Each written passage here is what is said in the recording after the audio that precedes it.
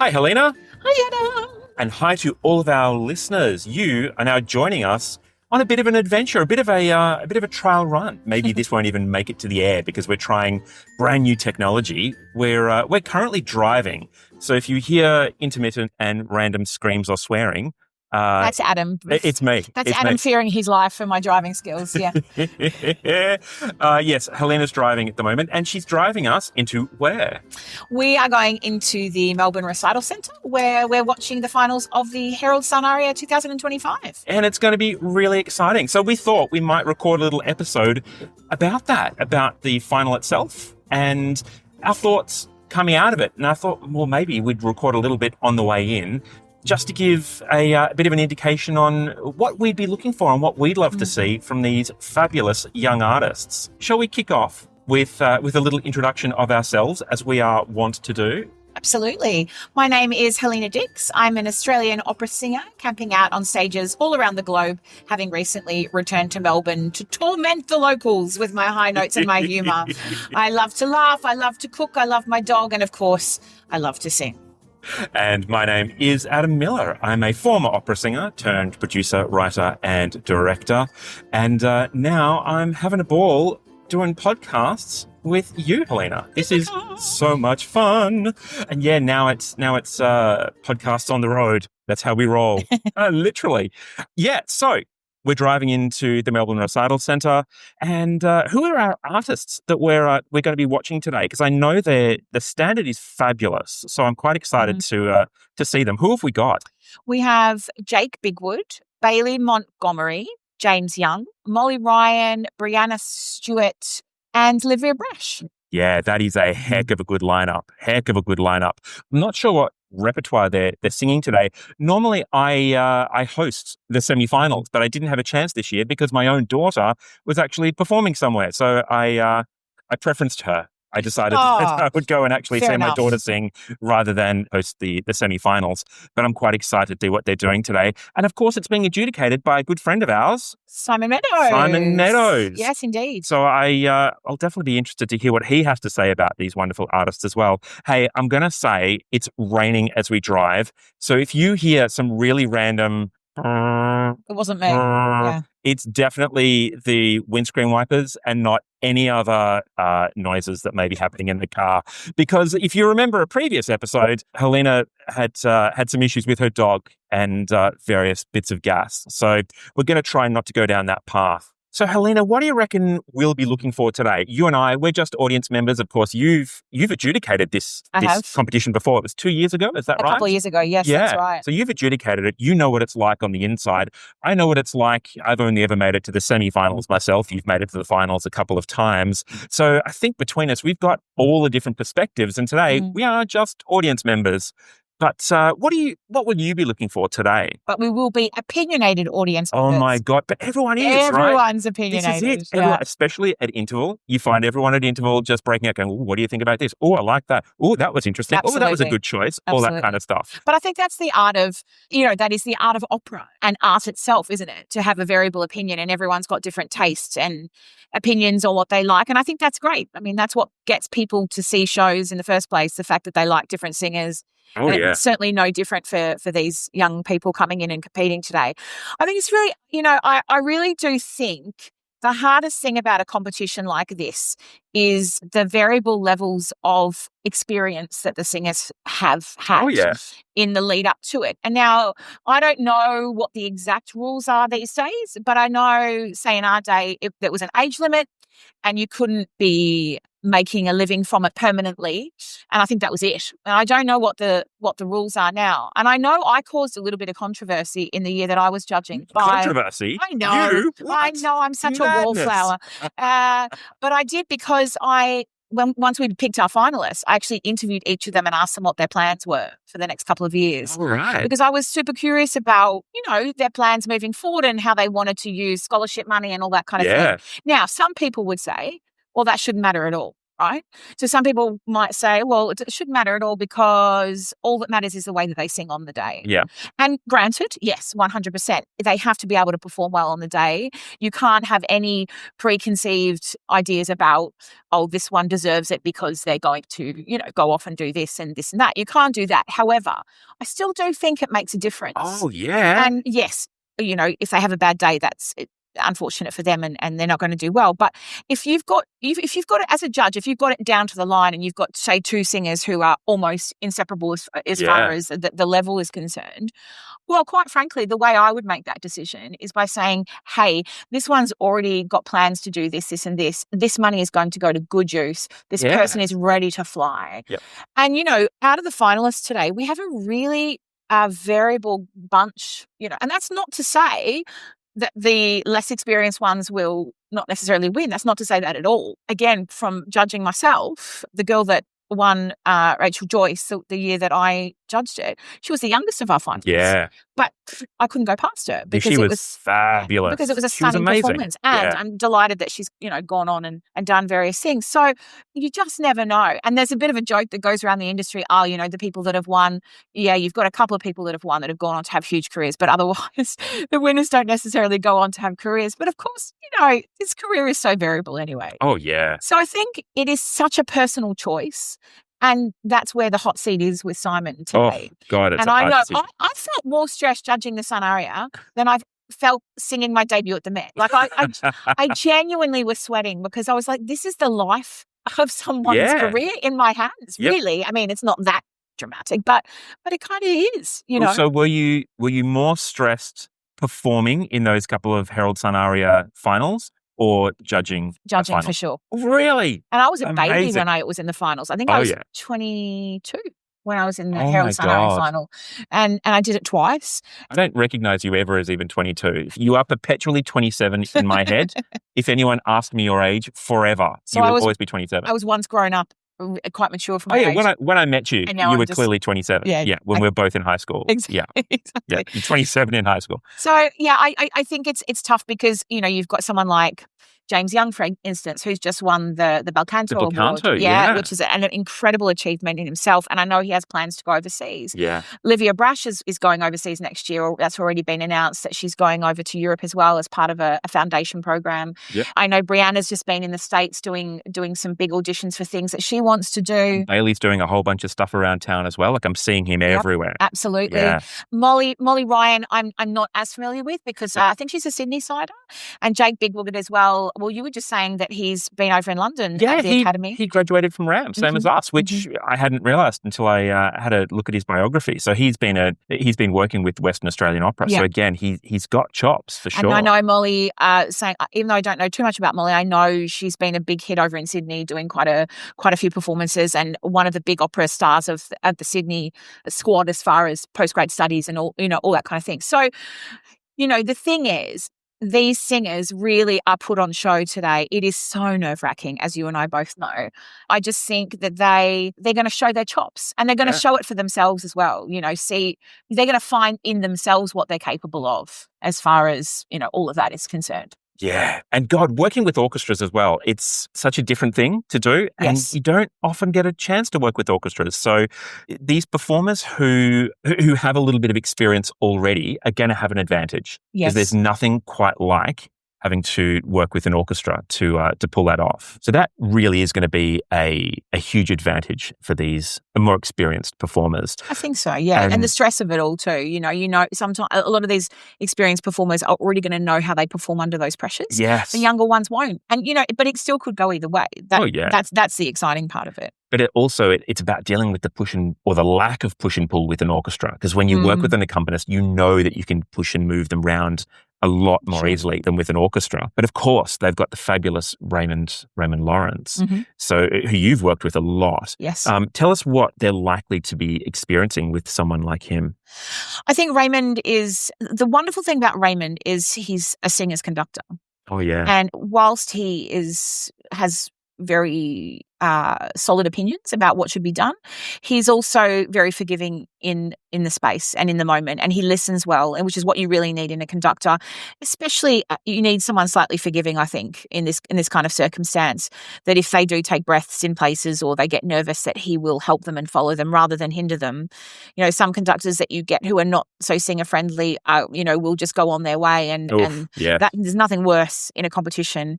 Also, though, you need someone experienced enough to know that if you're doing something that's not so helpful to you, he might press things on in order to help what the singer needs. And I think, just having such a singer-friendly conductor is a really big deal. But also understanding that relationship with a conductor, and the fact that, you can advocate for yourself. When you're inexperienced, you don't always realize that. You don't always realize that you can say, actually, just recently I was performing with an orchestra, and I remember saying to the conductor, oh, hey, can we move this on a little bit? And he was like, oh, okay. And we had a good chat about what those tempi would be. And he nailed it in the performance. Those things of, if you know that you can advocate for yourself and you can have those conversations about tempi, it makes such a difference. But I didn't know that when I was young. I was always eager to please. Yes, of course. Especially in a competition where the conductor will still have a say in who's winning. You want to be as compliant and as agreeable as possible. Although, in retrospect, that's probably the worst thing you could be. Oh, yeah. But there's a way to do it, isn't there? And then that's the whole point of the career. There's a way to speak to people. There's a way to ask that of somebody without sounding like a knob, basically. Yes. And I know in the past, and I know from Raymond, and I know in the past that some young singers have come in who've just been really quite aggressively rude about certain things. And that is not the way to go about things when you're wanting to do well in a competition. Yeah, egos writing checks that their talent can't cash sometimes. I love it. Yeah, indeed. So when you were adjudicating, who was conducting the orchestra then? Was it Raymond again? It was Raymond. Okay, right. But you were paired with Greg Hocking, right? That's correct. Yeah, that's right. So Greg's been instrumental in so much of this. Of course, we know that it's Royal South Street that started the competition and has kind of auspiced it along the way. But Melbourne Opera's really picked up the mantle and is running with it, and has done so much incredible work. And we know that Robbie behind the scenes has been doing such great things. And we've got Caroline on the Royal South Street side who's been doing fabulous work as well, and Jason Wasley, of course, as well. So there's a real team that brings this all together. But what's it like adjudicating with Greg? Because I'm always fascinated, because Greg, similar to me as a producer, will have very different opinions about what he wants from a winner in these competitions. Yeah. And I'm fascinated by that, because I know you and I have disagreed on competitions in the past. And I'd be really interested to know, behind the scenes, behind closed doors, what those conversations are like with Greg. If I'm honest... Here we go. No. Are we going to have to cut or beat this? No, you might be surprised. If I'm honest, Greg and I predominantly have agreed on nearly everything. Oh, fantastic. When I was adjudicating. I remember when we were named the finalists, we disagreed on the sixth one. Okay. But apart from that, we had the same opinion. Okay. Having said that, in the arc of it all, as a judge, you have quite a strong sensation of who you think is going to take it out. Even if it's just two or three people, you say, okay, those two or three really do stand out. Oh, they put it beyond doubt, and you can see it. Yeah, I remember again having sat through the heats and semi-finals, watching them going, oh, there's no question. I always had my really clear. And I was hoping Greg would actually disagree. I was hoping for fisticuffs, I'm not going to lie. But it was funny, actually, because, by the time we got to the finals, we had already been on that journey of the heats, the semis. We'd seen the singers sing quite a few times. And so we'd already had big discussions about each of the singers. Yeah. So what actually surprised me at the finals was coming off after each half and going, well, that was sensational, blah, blah, blah. And Greg just going, yeah, well, yeah, a standout performance by such and such. And then sometimes, slightly surprising by this person. Gosh, that's such a shame. Oh. And I feel for those people too, the people that you invest in throughout the journey of being an adjudicator, and then at the final they just don't quite come up. And that's okay. That's part of the learning curve of being a singer, is under the incredible amount of stress that you're under. And competitions are incredible amounts of stress, even more so than an audition. But we spend our whole lives singing for people, and some of it matters a great deal and some of it doesn't matter a lot. But, no matter what, you have to be able to get up and do that under every circumstance possible. I know, for instance, Bailey Montgomery, who's one of the finalists this year, I know he was incredibly sick last year in the finals.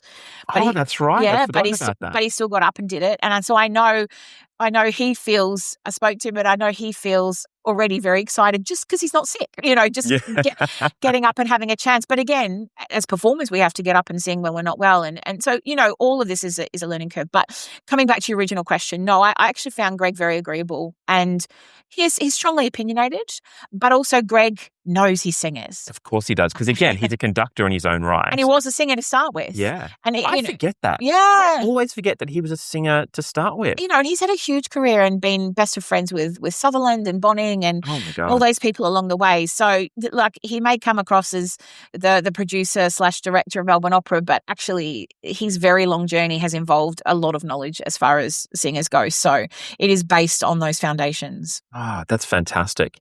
Hey, look, I think it might be time to head in. So shall we wrap it up here? And what we'll do, we'll be back here and we'll be talking about what we saw, what we loved, and perhaps even what we didn't love, and chatting about the winners after this. And we promise not to wear these secret lapel mics in the toilet to get, audience secret opinions. Oh, we could. That would be dodgy. What you can't see is that, we've got little lapel mics that we're chatting in the car with at the moment. But we'll see everybody shortly. Bye.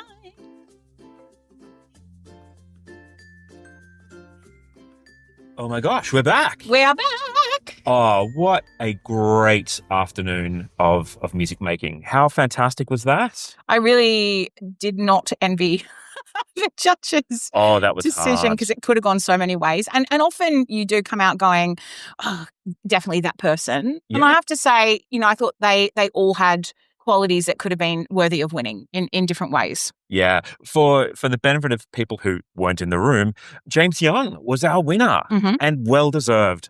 Gosh, he was absolutely brilliant. I really loved especially his second number. He did a German piece from Die Wildschutz, which is a piece I've never heard before. No, me either. Helena and I had a great chat with Simon Meadows, the adjudicator, afterwards, and he was saying he did know the piece, which is fantastic. That's really nice when your adjudicator is familiar with it being a similar voice type. Yeah. But that was totally new for me, and I was watching him going, he just inhabits that character. You can tell that he's really, really got into it.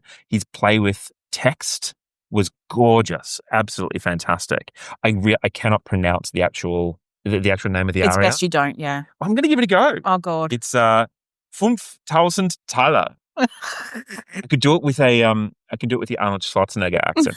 5,000 Taler. Ja, das ist ein 5,000 Taler. I am your father. Who is your daddy and what does he do? Oh my God. But yeah, so he was our winner and really so well deserved. And second, we had Livia Brash, who again, oh wow, she was so, so good. And third, am I right? Brianna Stewart. That's right. Brianna Stewart. Yeah, so, so interesting. Let's go from the top and I'm going to chat about each of these fabulous young performers. Let's do it. So, we started with the show actually opened with Livia Brash, and she did the Sola Perduta Abbandonata from Manon Lescaut. Oh wow! I took some notes during the show, and I just wrote poise and presence. I really thought that she brought this amazing energy to the stage. It was a great way to open because you really knew that these people are going to be. You really knew that she meant business. Yes. Liv is a very classy singer. Oh, God, yes. And I don't know what goes on with her in the inside, but she certainly on the outside appears very, very connected and poised. And I've sung with her, actually. She did Suor Angelica with me. Oh, really? For Melbourne Opera. And yes. the same thing, what she brings to a stage is always very classy and very, very poised. You would never tell if she was anxious about anything. Wow. Yeah, she really brought it. What I loved in the second half when she came back for her second aria, which was Vieni Taffretta, Macbeth, from the good old Scottish can't say the Scottish play. Oh, It's got sorry. a Scottish opera. We're not in the theatre. I don't think it's bad luck to I've say been it. in it too many times. Yeah, I Sorry. never risk it. That's my thing. I just don't want to risk it. But what I loved, and I mentioned this to you earlier, Helena, was the prop. So she had Raymond start the orchestra with her off stage. And so she makes an entrance partway through the opening of the aria. Reading the letter. And it was fabulous. There was real drama there. I loved it. I really, for me, Well, it's better than holding your hand up and pretending you've got a piece of paper. If you are reading, everyone would be very confused. But here's and again, I mentioned this earlier, the controversial thing, are we doing scenes? Do we have props? What do we think? Because a few people had props in this show. And I really enjoyed it, but it did raise it for me going, is it fair? Is it fair?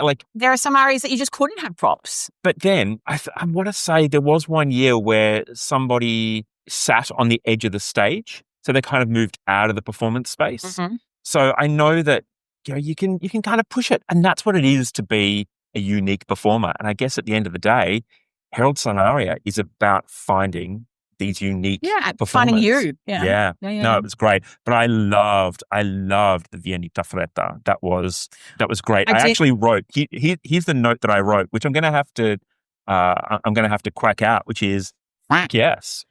I literally wrote, I loved it. She really did embody Lady Macbeth. Yeah. I had to laugh when Murray Nicholson said that it's really the Lady Macbeth show because, of course, Simon and I did Macbeth together. Did you? Yes. And I was Lady Macbeth to his Macbeth. And Simon was sitting in the row ahead, obviously doing his adjudication. And when she said it's really about Lady Macbeth, he turned to me and he went, rolled his eyes. And I was like, yeah. I just realized, was that one that was live streamed? Yes. I feel like I was texting you during that show, giving my in the moments reviews and comments. Yes. No, I do remember we do that have now. that thing now. That was fantastic.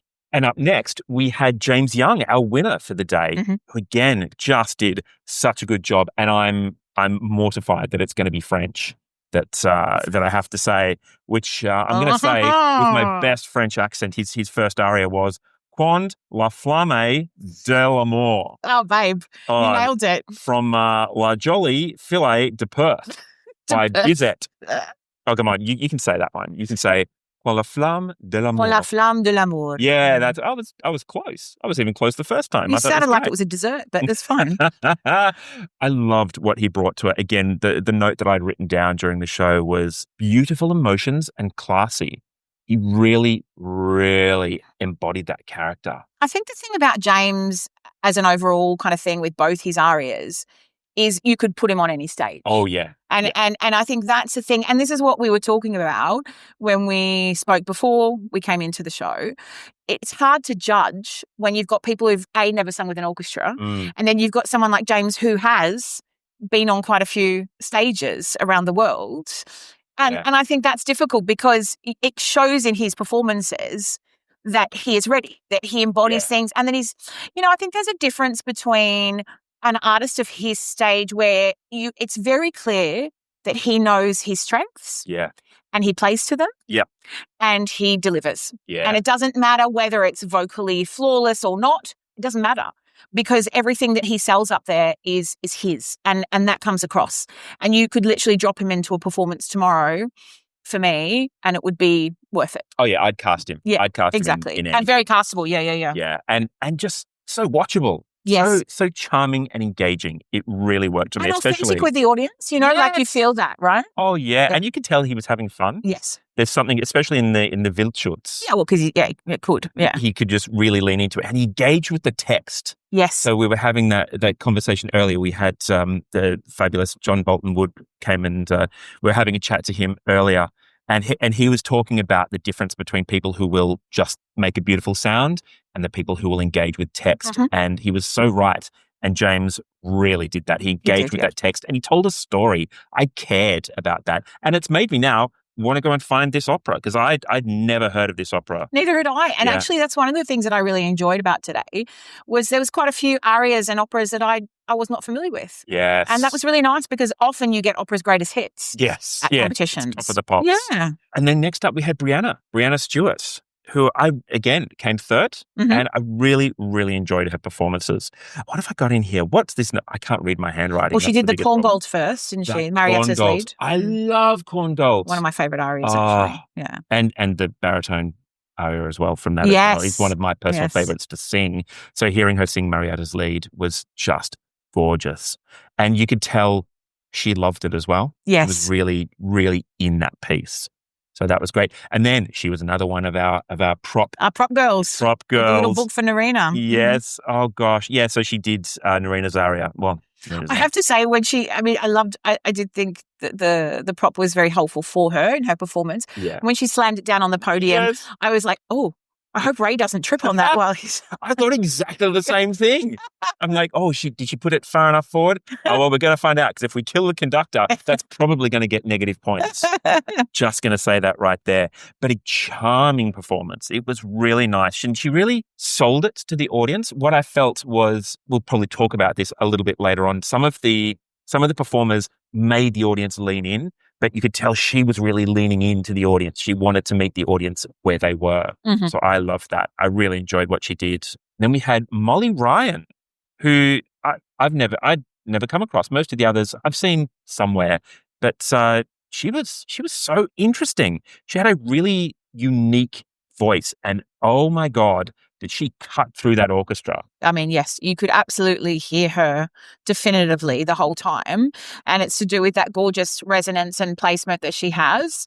And it's an interesting voice. It's one of those things, because she's one of the youngest competitors today. Yeah, just 23. 23 years old, I think, still doing her masters, if I'm correct, over in Sydney. I really sat there and thought, this is a lyric voice of the future, you know? And she was very, top to bottom, very fine in her delivery and her technique, and you really couldn't fault the kind of connection and everything she had. I will say, I feel like she's got some years to go before she has the performance experience and expertise, Of course. But that's not a negative. That's just a life thing, isn't it? Yeah. But what a start to her career, to be in a Herald Sun Aria final at that age, and to hold herself so beautifully and sing so beautifully poised. I thought it was really gorgeous, actually. It was one of the notes, funnily, I made as well, just saying, oh my God, only 23. Yeah, she's going to be someone to watch for sure. Yeah. It was such a heart, but she did the Michaela's aria as well. I hate that aria. Do you? I hate it so much. No. It's only because I hate Michaela. I didn't hate how she sang it. I thought she did it gorgeous. It's just that character in Carmen just makes... I think I spoke about that when Jamie was on the podcast. Yeah. But no, I thought she delivered. She's lucky you weren't adjudicating that. Yeah. She did do a good job. And then we had Bailey, who, am I correct, you've been working with? Yes, I saw him in the last week or so, just to give him a bit of a coaching sesh. So you had the inside scoop of what he was going to do. I did, I already knew what he was doing. Because one of the comments I made, he did a fabulous job of the Age of Vinta La Causa, but for me, I think that is such a tricky aria to do in a final at the Herald Sun, because you get to play with text, sure, but you never get a big, great tune to lean into and really wallow in. Yeah. It feels like lots of run up and then no payoff in that aria. And I love that aria. I love singing it. But when he did it, I went, that's so tricky. And he did great work with it. There was real character. Yeah, lots of choices. Really sold it. You're right. He made choices, and I loved that he made really bold choices playing with that character. And again, glorious voice. Like that's a lovely, lovely voice. Absolutely. And the Russian that he did as well, the Tchaikovsky. The Я вас люблю. I think the Russian really shows off Bailey, like the colour of Bailey's voice, because there's a real warmth and richness to his voice. And a lyricism. There's a really lovely lyricism. And beautiful long lines and expansive kind of tones and things, which I think the Russian really lent itself to for him. For sure. I thought that was a really good choice, that second aria, for sure. The other thing I loved was in the Mozart, you got the sense of character in there. But in the Russian, in the Я вас люблю, there was sincerity. Yes. I really felt that was Bailey on stage. It was beautiful, actually. Yeah. I have to say, it was quite touching. Yeah. That sincerity came across beautifully. And I think it's hard to do in Russian repertoire, not hard to be sincere, but it's hard not to just have a block of sound in Russian repertoire, especially when you've got the orchestra on stage, which is something that you and I were... Oh, God, we're going to talk about that later, because that's one of the big things. And I kind of said to him, as I've said to several others who I've worked with in the Sun Aria in previous years, don't get stuck into just trying to sing loud, because it's, that's not going to be helpful. And if you have, as you said, that kind of earnestness or that true thing, that means then your approach to the text and everything is real and earnest and live. And then hopefully that reads in the hall as well. Oh, yeah. And it did. It was beautiful. And the audience really engaged with that. So you got some great cheers out of that. Absolutely. And then we finish out the Big Six with Jake Bigwood. Yes, and I'd never heard Jake before. Yeah, he was a revelation. I think that is a voice to watch for the future. I think he chose repertoire that was, tricky, right? Oh, yeah. So he did Aleko's Cavatina. So he did some Rachmaninoff, which, wow. That's a big, big piece. And then Wotan. He did some Wotan from Das Rheingold. Yeah. So huge stuff. We spoke, a few weeks ago with the Wagnerians. Yeah, Christine and Brian. Really what we're seeing here, Jake is one of our baby Wagnerians coming through. He's going to be something huge. There was beautiful sound there, and such an interesting sound. That's what got me. He was unmistakably himself. And I have to say, for me, immensely classy singing. Oh, yes. Immensely classy. God, that was good. I closed my eyes and I thought, I could hear that voice around the globe. That is a voice to watch for the future. And I think it's really tricky, because a voice like that, who has repertoire like that, it's never going to be, the jazz hands, tits and teeth repertoire, because it's not. And a general audience member wouldn't get that. You know what I mean? And so you have to look beyond that and see the potential of what that is for him at this stage of his career. And I thought, I can see why he's singing that stuff. It is for me, very, very classy. Yeah, and comfortable. Like, it just sat in his voice and went, yes, this is where I'm meant to be. Yeah. And again, at just 30, he's a baby Wagnerian. Oh, is he just 30? He's just 30. I didn't catch that. Yeah. Yeah, Wow. but geez, there's a hell of a voice there. That's going to be a career. A great presence. I really, really enjoyed what he did with it. Which probably then leads to one of my comments that you and I spoke about earlier, which is some of the tricky things about doing something like the Herald Sun Aria. And again, you're in I'd say unique, a rarefied atmosphere of people who can say that they've done this particular competition more than once. The tricky thing is doing big repertoire with orchestras that were meant to be in a pit, but they're on a stage right next to you. Do you think that it's worth choosing repertoire accordingly? So, and I'm just going to say, when you pick Wagner, when you pick Rachmaninoff, are you disadvantaging yourself by not having the ability to have that orchestra slightly muted underneath the stage? Look, it is such a tricky conversation to be having. Because nowadays, as a singer, one of the most terrifying gigs that you have in your calendar is like opera in concert. Yes. Where they're on the stage. For certain repertoire, of course, it's fine. But you're right, for Wagner and all these things, although people do it. I mean, Christine, who we spoke to last week, she's forever doing Wagnerian hero stuff, but she's been doing it a long time. She's not a young artist doing it. Yeah, look. I mean, I actually think, and I mean this with all due respect, I actually think it's the responsibility of the people running the competition to think about that. Because now, so when we were younger, the general age of the competitors was younger. And you didn't get a lot of bigger voices and older voices coming in, because I think there was an age cutoff, whereas I'm not entirely sure what the age cutoff is now. And I don't think there should be an age cutoff, Oh, I definitely don't, because I'd love to give it a go. I watched them up on stage and went, okay, if I could knock. My mum could give it a go too, yeah. But I reckon, I actually genuinely think we're looking at the next gen of opera singers who are about to launch a career on stage concert opera singing takes years and years to understand and to put your voice in a different position in order to do that. And I don't think it should be the singer's responsibilities to pick repertoire that isn't their core repertoire just because the orchestra's on stage. I actually think it should be done in a theatre with the orchestra in the pit. And it's no, I'm not taking anything away from the orchestra because I thought they played gorgeously tonight. Oh, they were fabulous. Under Raymond Lawrence, the Melbourne Opera Orchestra were really fantastic and, such beautiful big colours and textures. But they in turn can't hold back and do certain things with their instruments just because the singers need to be heard. That's right. I remember working with an artistic director who was asked to get the orchestra to play quieter, and he said, you cannot ask an orchestra to suck when they need to blow. And I went, that's beautiful. That's such a good way of putting it. I love that. Yeah, that's true. And so, I heard a couple of people, you can't hear the singers. Well, it's not about who's the loudest, no. But obviously the voices that carry better you appreciate because you can hear more of what they're doing. Yeah. So yes, it is a disadvantage in a way, but on the flip side, why should you be singing repertoire that's maybe not your bag if that's what you do best? Yep. It's a really tricky situation. I've never agreed with opera finals orchestra being on stage. Never. Yeah. It's done all the time. Yeah. Of course, because it looks better and it's fantastic for the orchestra and presentation-wise, it's fantastic. But I've never agreed with it. I just don't think it benefits anybody, to be honest. We need to have a chat to Greg and get it into the air. I'm sure he won't agree with me, but I mean, look, honestly, it's a beautiful so the Melbourne Recital Centre, a beautiful venue. It's lovely to sit there. It's lovely to enjoy. But yeah, give that to me in the afternoon theatre any day. Yeah, agreed. Yep, I'd take that for sure.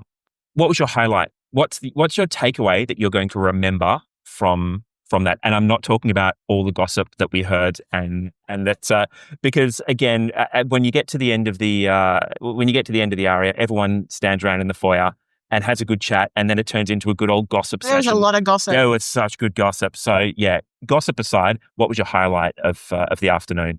Well, that's really tricky, actually. And in fact, I think I turned to you after the first half and I said I couldn't actually pick I couldn't pick any one performance. Yeah.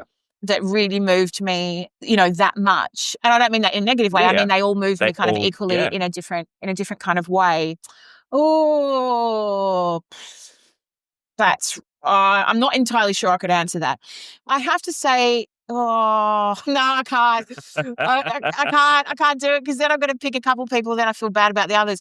You know what? I thought this year's finalists as a whole brought more character than I've seen before. Yes. There was some more, and maybe it's because in general they were slightly older as a general and a bit more experienced. But what I felt was that there was better choices made about owning their own performance of it. And you don't always see that. Sometimes you get a bit like rabbit in headlights for these things, understandably, because it's nerve-wracking.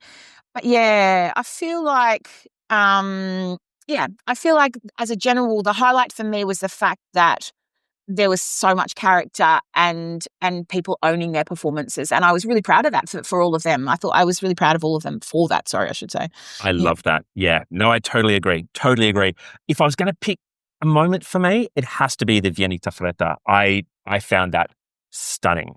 Absolutely stunning. But I'm going to say as well, guest artists, again, were a bit of a highlight for me. I loved the Victorian College of the Arts Secondary School. Their senior chamber music program put together a gorgeous performance while the adjudication was happening backstage.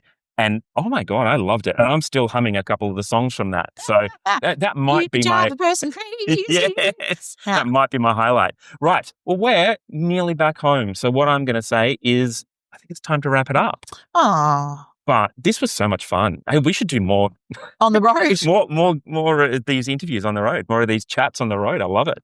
Okay. Well, we'll see everybody next week. Well, we won't see them. They won't see us, but they'll hear us. A huge congratulations to all the finalists from today. Really, thank you so much for an enjoyable afternoon and for keeping opera alive. Oh, yeah. And a big congratulations to our adjudicators as well. Yeah. Simon Meadows. Actually, Maggie Haggett was adjudicating as well, which we didn't realise, along with Greg Hocking. So they did a fabulous job. Hooray for everyone. Great stuff. Okay, we'll see you next week. Bye. Bye.